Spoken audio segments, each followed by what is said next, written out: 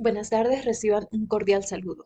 Mi nombre es Glendy Alarcón y vamos a conocer sobre los accidentes de trabajo, y las enfermedades ocupacionales bajo el enfoque de la LOXIMAT, ¿sí? Y el propósito de la LOXIMAT no es simplemente sancionar, sino fomentar una cultura preventiva. Un error muy frecuente de las empresas es enfocarse en la fase curativa. Cabe destacar que el talento humano después de ocurrido el accidente, debe de ejecutar una reubicación laboral, es decir, que una vez finalizada la discapacidad, el empleador está en la obligación de incorporar al trabajador y si existen secuelas o alguna discapacidad, se le debe reubicar en un puesto de trabajo compatible con sus capacidades. Pero, ¿cuál es el protocolo legal establecido para la declaración formal de un accidente de trabajo? Y como experto en recursos humanos, ¿qué recomendaciones se les puede implementar para asegurar un proceso eficiente y humano? En primer lugar, tenemos que cuando ocurre un accidente de trabajo, el tiempo acá juega un papel fundamental, ¿sí? El empleador tiene la obligación de notificar e investigar el suceso. A los 60 minutos, este debe de informar al Instituto Nacional de Prevención, Salud y Seguridad Laborales, INSACEL, que ha ocurrido un accidente, haya o no pérdida del tiempo. Por consiguiente, luego de transcurrido 12 horas, se debe notificar al Comité de Seguridad y Salud Laboral de la empresa. A las 24 horas se debe formalizar la declaración del accidente ante el INSACEL, ya sea a través de las líneas o en físico si hay razones justificadas de fuerza. En los siguientes 15 días, Recursos Humanos y el equipo de seguridad deben de investigar cómo ocurrió este accidente usando la metodología del árbol de causas para responder de forma objetiva qué y cómo sucedió sin buscar culpables y si existió fallas en el sistema. Ahora bien, como trabajador de recursos humanos, en primer lugar se debe ofrecer asistencia psicológica tanto para el trabajador afectado como para los compañeros que presenciaron este accidente, ya que los datos demuestran que cuando ocurre un accidente, esto genera mucho nerviosismo colectivo y estrés agudo en la organización. Otra recomendación es que se le puede asignar un representante de recursos humanos para que acompañe al trabajador en todos sus trámites médicos y administrativos. Además, es importante que se mantenga comunicación con la familia y brindarles tranquilidad sobre su puesto de trabajo, ya que esto puede generar mucha incertidumbre en el trabajador afectado. Por otro lado, antes de su regreso, el Servicio de Seguridad y Salud deben evaluar clínicamente el trabajador y el puesto de trabajo. Si quedan secuelas, se debe adaptar al puesto y reubicar al empleado en funciones compatibles con sus capacidades físicas. Y por último, el Departamento de Recursos Humanos siempre debe informar al trabajador y a los nuevos ingresos los riesgos a los que está expuesto antes de iniciar sus labores. Pero vamos a conocer cuál es la diferencia entre la responsabilidad objetiva y la responsabilidad subjetiva en el contexto de los accidentes laborales. La responsabilidad objetiva significa que la empresa es responsable de responder al trabajador simplemente porque el accidente ocurrió durante la prestación del servicio, sin importar si el patrono tuvo o no la culpa. Sí, y esto quiere decir que si ocurre un accidente por los elementos del lugar, el dueño es responsable, aunque no tuviera una intención directa, ya que el dueño crea una empresa para obtener un beneficio económico. Automáticamente está introduciendo riesgos en el entorno. Por otro lado, la responsabilidad subjetiva se activa cuando el accidente ocurre específicamente porque el patrono fue negligente, imprudente o incumplió las leyes de seguridad. ¿Sí? Y esto se da cuando el empleador actúa mal, es decir, si obliga a usar una máquina sabiendo que está dañada o si no entrega los equipos de protección adecuados. En este caso, el trabajador debe demostrar que el daño fue consecuencia directa de ese hecho ilícito o descuido del patrón. Ahora bien, conociendo ya estos dos conceptos, vamos a ver cómo influye esta diferencia en la determinación de las obligaciones empresariales. Sí, y para la responsabilidad objetiva resulta las obligaciones administrativas, es decir, que es obligación principal de la empresa afiliarse y mantenerse al día con las cotizaciones del seguro social. Es decir, que si la empresa hace esto correctamente, la ley permite que el seguro asuma el pago de las indemnizaciones básicas ligadas a la responsabilidad objetiva.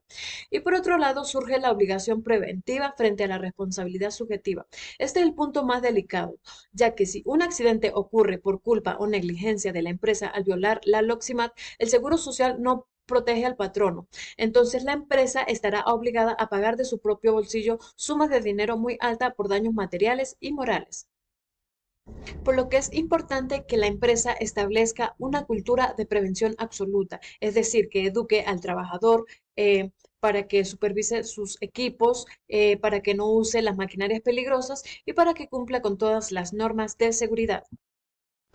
Pero vamos a conocer cuál es la diferencia entre las enfermedades profesionales o también llamadas ocupacionales y las enfermedades comunes.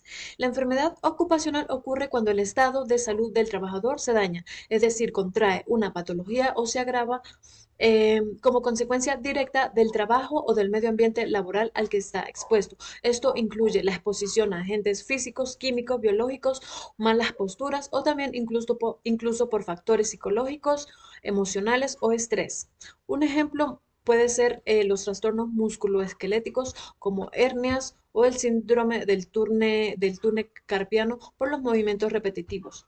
Las enfermedades comunes es cualquier afección o patología que sufre el trabajador que no tiene relación con su entorno laboral. Puede ser una apendicitis o un resfriado común que adquiere fuera de la empresa. Pero ¿cómo es tratado esto por la legislación? La enfermedad profesional está regulada de forma muy estricta por la Ley Orgánica de Prevención, Condiciones y Medio Ambiente de Trabajo, que es la LOXIMAT, y la Ley Orgánica del Trabajo. La ley establece una protección especial si la patología está incluida en la lista oficial de las enfermedades ocupacionales. Automáticamente se presume su carácter laboral. Es decir, que además su responsabilidad recae de forma exclusiva y total sobre el patrono basándose en la teoría del riesgo. La enfermedad común, por otro lado, se rige principalmente por la ley del seguro social. A diferencia de las ocupacionales, el costo legal y las prestaciones como la atención médica y los reposos no recaen solo en el patrono, sino son cubiertas por el seguro social. Pero ¿cuáles son las indemnizaciones específicas para los dos tipos de enfermedades? Em, para las enfermedades ocupacionales, dado que el trabajador perdió su salud por beneficiar a la empresa, la legislación, es decir, la LOXIMAT, en su artículo 130, castiga duramente al patrono si la enfermedad ocurrió por su negligencia o por violar la normativa de la seguridad. En este caso, el empleador debe pagar de su bolsillo indemnizaciones que varían según la gravedad. Por otro lado, em, para las enfermedades comunes, la legislación no establece indemnizaciones a cargo del empleador por enfermedades comunes, ya que la empresa no causó este daño. En estos casos, el trabajador no recibe indemnizaciones, sino que recibe las prestaciones de atención médica y los subsidios por reposo directamente por el Seguro Social. Por consiguiente, vamos a conocer en qué consisten las teorías del riesgo y cómo se aplican sus principios para determinar la responsabilidad. Para entender de manera sencilla esta teoría, podemos decir que quien se beneficia económicamente de una actividad también debe asumir los daños que esta actividad genera. Es decir, que cuando un patrono crea una empresa para obtener ganancias productivas, automáticamente introduce riesgo para las personas que trabajan allí. Según esta teoría, dado que el empleador obtiene provechos del negocio, es justo que también asuma la responsabilidad y la reparación de los daños si un trabajador se lesiona. Y esta teoría es la base de lo que el derecho laboral se conoce como la responsabilidad objetiva, como lo mencioné anteriormente. Es decir, que no se buscan culpables. Si un trabajador sufre un accidente de trabajo o desarrolla una enfermedad profesional, el patrono está obligado a indemnizarlo de forma automática. El daño nace del simple, nace del simple hecho de trabajar. Para que el trabajador reciba su protección, no necesita demostrar que la empresa fue negligente, imprudente o tuvo la culpa. Basta con comprobar que el daño ocurrió durante la prestación del servicio o como consecuencia directa del trabajo. Y se asume que el accidente es algo aleatorio pero unido al oficio. Cabe destacar que no todos los trabajos tienen el mismo nivel de riesgo, es decir, que trabajar en una oficina no es igual de peligroso que trabajar en una mina, pero la LOXIMAT aplica los principios de la teoría del riesgo diferenciando a las empresas según su nivel de peligrosidad. Y el impacto se divide en dos grandes áreas, como lo son en el impacto financiero y administrativo para las empresas. Acá la legislación clasifica a las empresas en cinco categorías de riesgo, desde la clase 1, que sería el riesgo mínimo, hasta la clase 5, que sería el riesgo máximo. Para cubrir las indemnizaciones y las atenciones médicas, las empresas deben pagar las cotizaciones al sistema de seguridad social. A mayor riesgo de la rama laboral, mayor será el monto que la empresa debe pagar. Es decir, que las empresas pagan una tasa proporcional a la peligrosidad de su proceso productivo. Por otro lado, el impacto de los tipos de lesiones según el sector se divide en las industrias manufactureras, que es en donde ocurren mayormente los accidentes laborales. Acá las estadísticas demuestran que más del 44% de los accidentes laborales provienen del uso de las máquinas, herramientas y equipos fijos, provocando heridas o amputaciones en la industria manufacturera. Por otro lado, en la construcción y en la explotación de minas, aunque emplean a menos personas que otros sectores, tienen tasas muy altas de accidentes graves y mortales. Acá el riesgo deriva de los derrumbes de las estructuras o trabajos subterráneos. También tenemos los servicios, comercios y oficinas. Podría pensarse que en esta rama no tiene riesgo, pero sí la tienen y están enfocados más a las enfermedades ocupacionales. Por ejemplo, un oficinista o secretaria que repite mucho los movimientos, en este caso con las computadoras, con los teclados, acá se generan enfermedades musculoesqueléticos como el síndrome del túnel carpiano o problemas de la columna o lesiones del manguito rotador. Ya para finalizar, vamos a conocer sobre el accidente in itinere, y es todo accidente que sufre el trabajador o trabajadora en el trayecto de ida hacia su centro del trabajo o en el trayecto de regreso desde el trabajo hacia su casa. La Organización Internacional del Trabajo lo llama accidente de trayecto y lo amplía un poco más. Acá incluye no solo el camino hacia su casa, sino también el trayecto hacia el lugar donde el trabajador suele ir a comer en su hora de descanso o al lugar donde suele ir a cobrar su sueldo. Para que la ley, en este caso la LOXIMAT y las normas técnicas en Venezuela consideren un choque, caída o percance en la calle un accidente de trabajo y no un simple accidente común, deben cumplirse dos requisitos importantes, como lo son la ruta habitual. Significa que el accidente debe ocurrir en el camino lógico, directo y habitual que usa el trabajador para ir de su casa al trabajo o viceversa. Si el trabajador sale de la empresa y se desvía por cualquier motivo, ya sea para ir a visitar a un amigo o de compras, rompe con esta protección laboral. También está el otro requisito, como lo es el tiempo habitual. Significa que el accidente debe ocurrir en el tiempo que normalmente le toma al trabajador hacer ese recorrido sin que haya sido interrumpido por asuntos personales.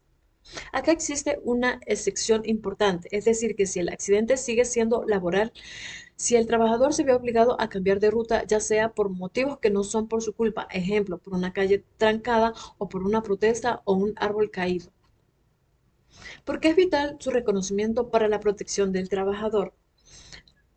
En primer lugar, porque nace de la necesidad de trabajar, ¿sí? Ya que se reconoce que el trabajador no estaría expuesto a este riesgo en la calle a esa hora y en esa ruta específica si no tuviera la obligación de ir a prestar un servicio para el beneficio del patrono. Por otro lado está la protección económica y médica. Al reconocerse como un accidente laboral, se activa toda la maquinaria de seguridad social y responsabilidad objetiva del patrono que vimos anteriormente. También está la estabilidad en el empleo. Al configurarse como un accidente de trabajo, el tiempo que el trabajador pasa recuperándose en su casa o en el hospital se computa por su antigüedad y al regresar la empresa tiene la obligación estricta de reincorporarlo o reubicarlo en un puesto acorde a sus nuevas condiciones físicas.